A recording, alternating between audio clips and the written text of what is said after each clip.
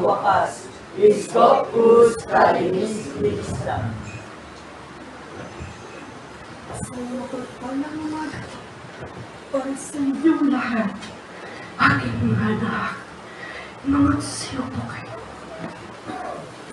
Ito ang araw na aking ibinaba ang aking espiritu upang sa inyo ay magsaysay ng buong katotohanan mula sa aking mga turo at aral na aking iniwan dito sa lupa nang ako ay nagkatawang tao sa gitna ng lahing Hudyo.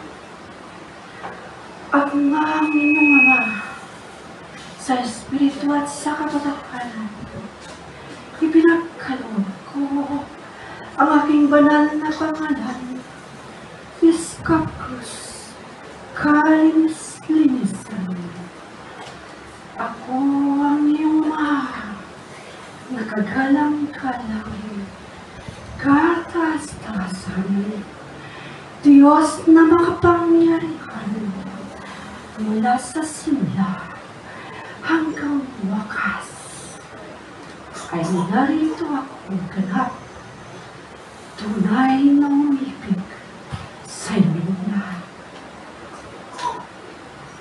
Tunay na mga anak ng sinuman na tatanggap sa akin, kikilala, sasamba at tatakila sa aking pagkadiyos sa huling panahon ay aking pagpapalaki. Ako ang espiritu ng katotohanan. Winiwika ko ang lahat ng bagay. Ipinapaunawa ko ang aking salita. Ito, aking mga anak ay laging handa. Maging handa sa lahat ng oras at ng sandali na sa aking pagdating. Ang inyong handog na buhay, ang inyong sarili, ay maging kalugod-lugod sa aking harapan. Bilang ako ang inyong Ama, tapat at umiibig sa inyo. Ang lahat ng pagkakataon ay pinagkakaroon ko sa bawat isa. Huwag na kayong mag-alinlangan pa, aking mga anak, sapagkat ngayon ang panahon. Ngayon naman, ang araw na hinahanap ko ang aking mga anak na tunay na sasamba at dadakila sa aking pagkadiyos sa espiritu at sa katotohanan. Sapagkat ito ang hinahanap ko sa aking mga anak na kaya inyong sambahin sa espiritu at katotohanan.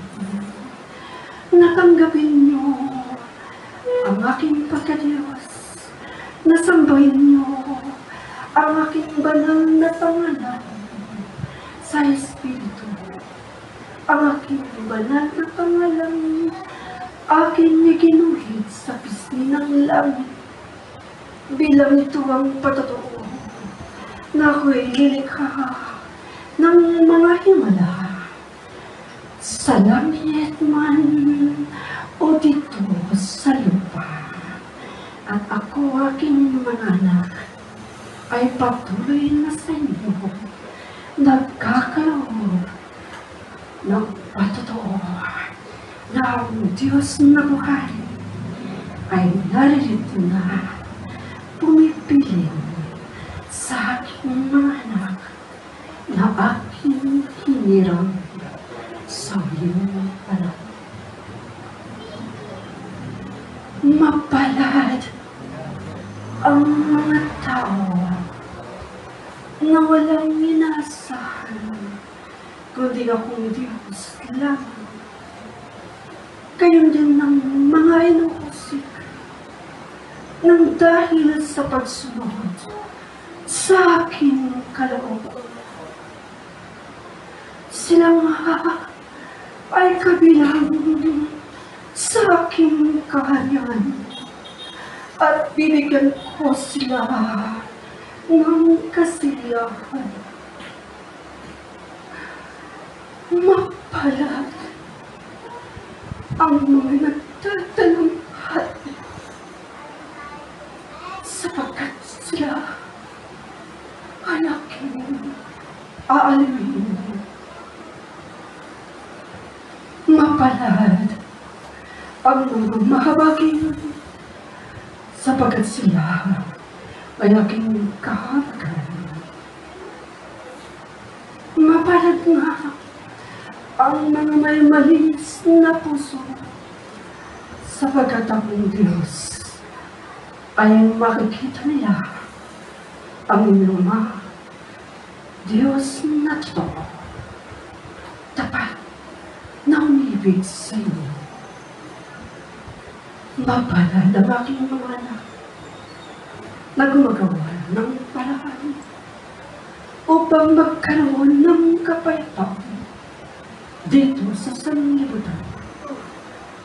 Sila nga ay itinuturing kong mga anak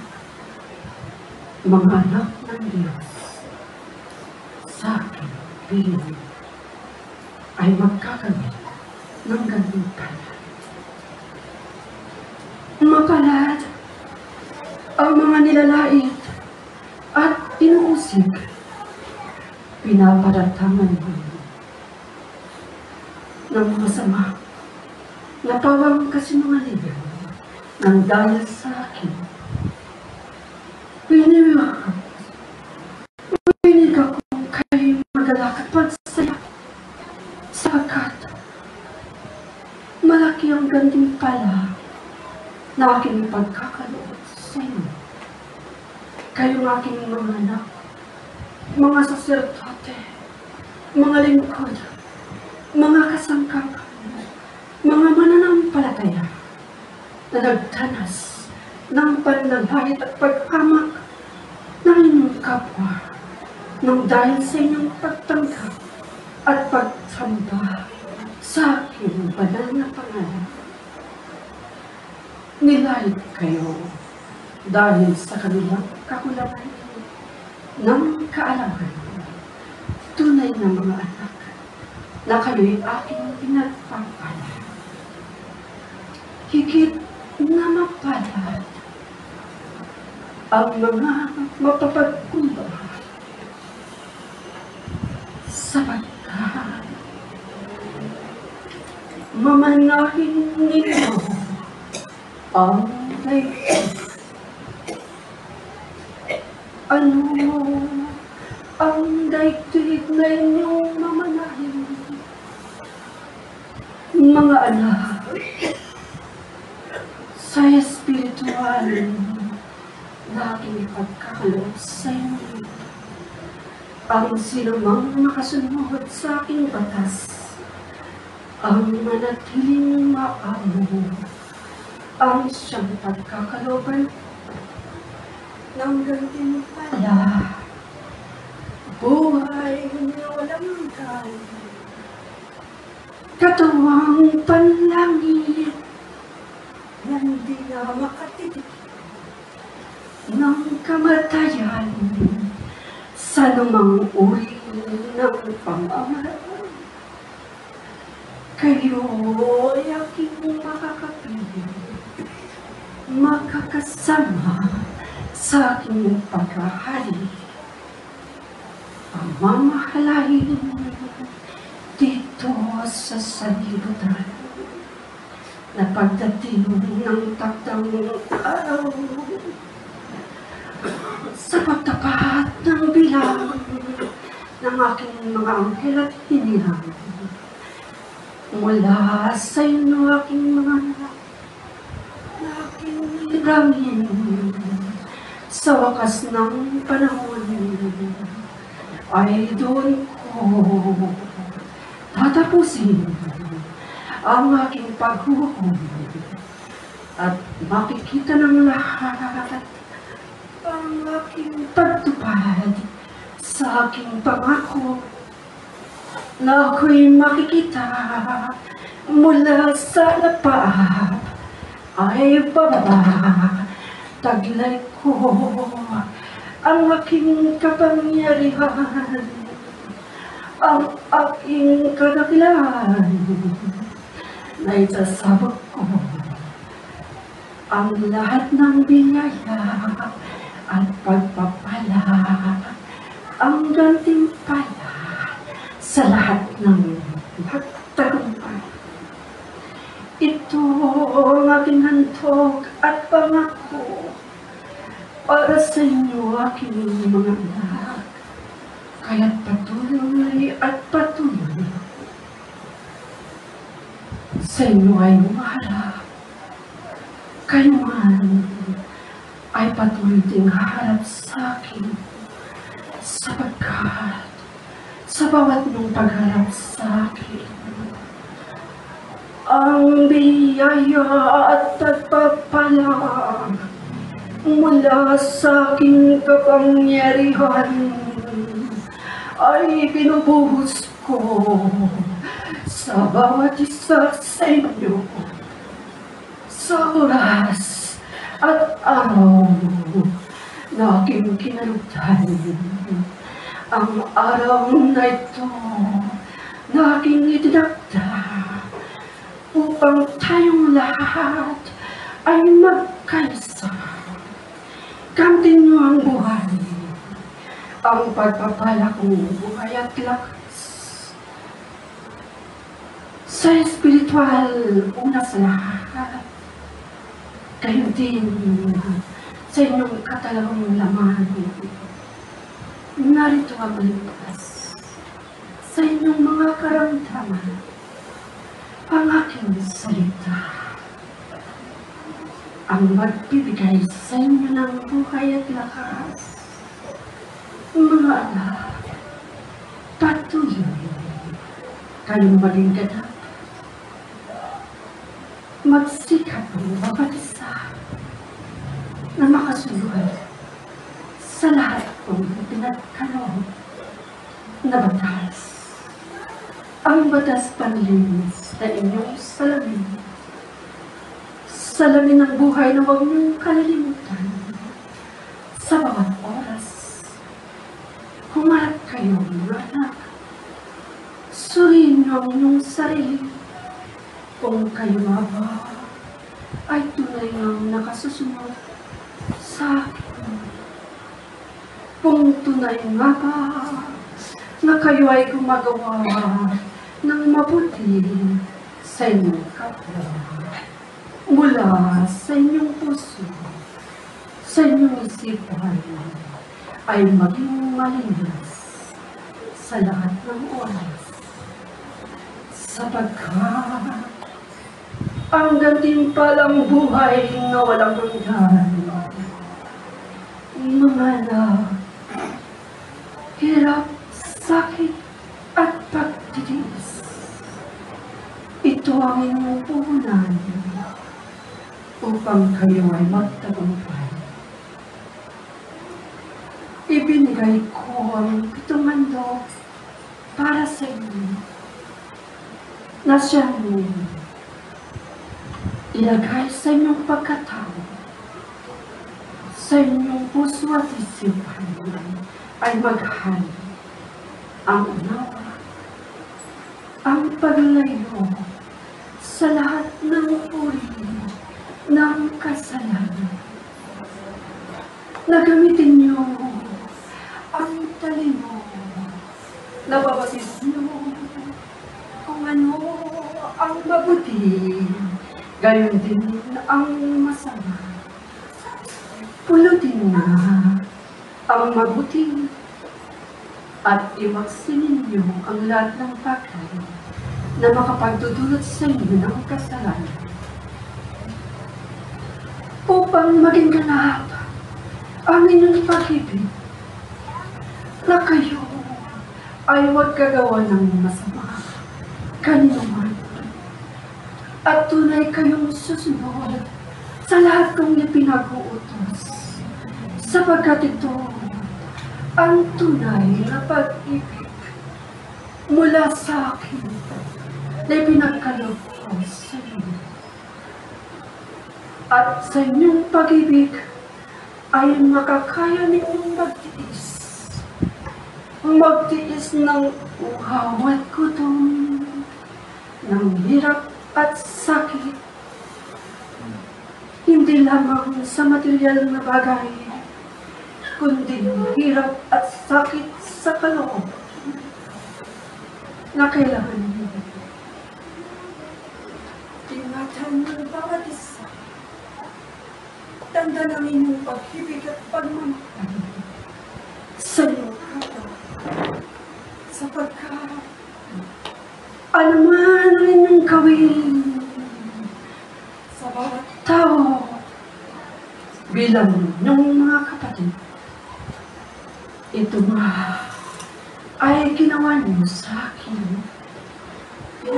Gawin ninyo ang mga bagay na nais ninyong gawin ng iba sa inyo. Sumunod kayo sa lahat ng oras, sa bawat ko ipinag-uutos, sapagkat ito ay tanda ng pagkatakot sa Diyos. Kung tunay na kayo may takot sa akin, huwag na kayong gagawa at lilikha pa ng masama, ng anumang bagay na magdudulot sa akin ng kapighatian. Bagkus, ipangaral ninyo ang aking salita, sapagkat ang aking salita ay tunay na liwanag na aakay sa lahat ng mga taong nadirinlan, ay dito pupunta sa aking harapan at tahakin ang matuwid na daan tungo sa buhay na walang hanggan. Nang gayon, mga anak, ang inyong pananampalataya na pinagkalab ko sa inyo ay tunay ng maging ganap at totoo. Narito sa aking dalawang kamay, narito ang gantimpalang kaloob ko, buhay na walang hanggan, walang katulad, na hindi kailanman matutumbasan ng anumang bagay dito sa kalupaan. Hindi to kayang bilhin ng mayayaman. Pakatandaan ninyo, aking mga anak, ang kaloob ko ay hindi mapapantayan ng anumang halaga dito sa lupa. Kaya't mapalad kayo, aking mga anak, na ako'y inyong natagpuan sa wakas ng panahon ito. Sapagkat ang lahat ng bagay na aking itinakda mula sa hiwaga ng aking pagkadiyos, Ama, Anak, at Espiritu Santo, ngayon na ang katuparan at kaganapan ng inyong pananampalataya ay bigyan ko ng buhay. Buhay na hindi na kailanman mamamatay. Kaya nga winik ako, aking mga anak, ang sinumang kikilala at sasamba sa akin hanggang wakas ang siyang magtatagumpay. Hanggang wakas, aking mga anak.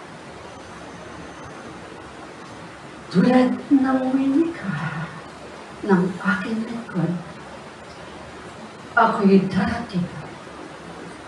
Walang nakababatid, walang nakakaalala kung anong oras at araw. Maging handa kayo, mga anak, upang sa aking pagdating, ang inyong templo ay malinis. Tunay na malinis ang inyong puso at isipan na harap sa akin, upang ang lahat ng kadalisayan ng aking salita ay inyong makaptan. At dito sa inyong templo, ako ang maghahari at mananahan. Tunay na dakila ang pag-ibig ko, aking mga anak, bilang ako ang inyong ama, na sa inyo ay lumilingap, na kailanman hindi ko kayo pinababayaan, sapagkat akong inyong ama ay umibig ng tapat sa inyong lahat. Nawa ang pag-ibig na tunay ay inyong gampanan, ibigay sa bawat isa, sapagkat lahat ng bagay ay nauwi lamang sa isa, pag-ibig. Aking mga anak, ito ang kabuuan ng aking kautusan, na sinumang gumagawa ng mabuti sa kanyang kapwa na may lakip na pag-ibig ay tunay na magpakamit ng gantimpala. Ngunit kung ang inyong ginagawa ay ipakitang tao lamang sa inyong paglilingkod, ano ang inyong makakamtan, mga anak, kung kayo ay magiging mapagkunwari sa aking harapan? Winiwika ko, mga anak, wala kayo gantimpalang makakamit mula sa akin. Kaya't itinuturo ko sa inyo, maging ganap kayo at totoo. Magpakabanal kayo, sapagkat ako na inyong ama ay tunay na banal at ganap sa inyo. Bawat tama ng tahanan ay nagsisikap para sa kanyang mga anak, sapagkat siya ang haligi, nagbibigay ng katatagan ng kanyang mga anak ay kanyang sinisino, tinuturuan at inaaralan, hinuhubog ng tunay at matuwid na pagkatao. Ipinagkakaloob ang mabuti. Ngunit tandaan niyo, aking mga anak, sa 5 daliri na aking nilikha, iba-iba ang taas, may maliit, may malaki. Iba-iba rin ang kalooban ng bawat isa sa inyo. Ngunit aking mga anak, pag-asa ang aking ibinigay. Sa kabila ng kanilang kasabihan, narito ako, ang aking salita ay inyong dinggin.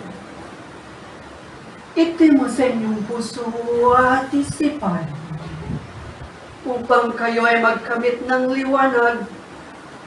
Alam niyong isipan na nadilim lang ay magliliwanag. Kayo ay magkakaroon ng tunay na pagbabago.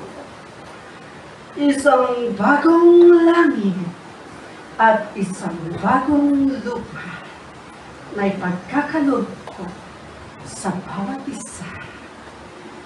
sa tunay na sasamba at dadakila sa akin. Mapalad kayo mga anak, sapagkat kayo'y nasa aking kaharian. Mapalad kayo mga anak, sapagkat kapiling ninyo ako sa araw. Inubos ko ang aking espiritu sa bawat isa sa inyo. Bata man o bata, lalaki o babae, lahat kayo ay aking pinagpapala. Kaya mga anak, kamtin niyo ang lahat ng kapayapaan, kaligayahan, kasaganaan sa langit na kaloob ko sa inyo. Maraming salamat. Mga anak, magsitayo kayo lahat. Awitin ang resita sa aking pamamaan.